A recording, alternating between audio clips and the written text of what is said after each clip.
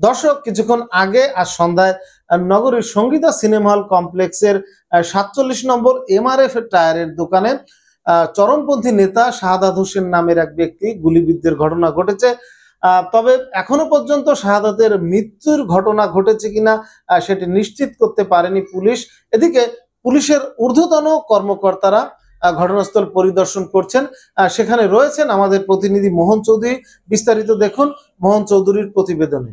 খুলনার সঙ্গীতা হলের সামনে একটি দোকানে ঢুকে এক ব্যক্তিকে গুলি করেছেন দুর্বৃত্তরা।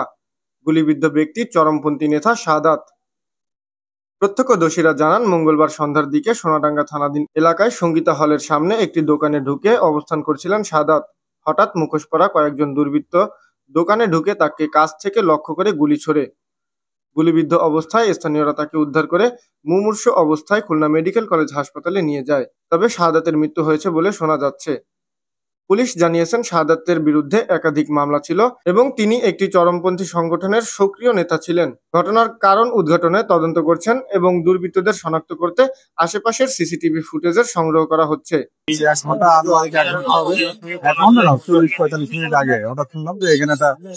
গুলির ঘটনা আমরা কাছে ছিল, চলে আসছে। আসার পরে জানা যায় যে শাহাদাত নামে একজনকে 5-6 জন যুবক তারা করে এনে এই যে দোকানটা এই ঘটনায় এলাকায় উত্তেজনা বিরাজ করছে।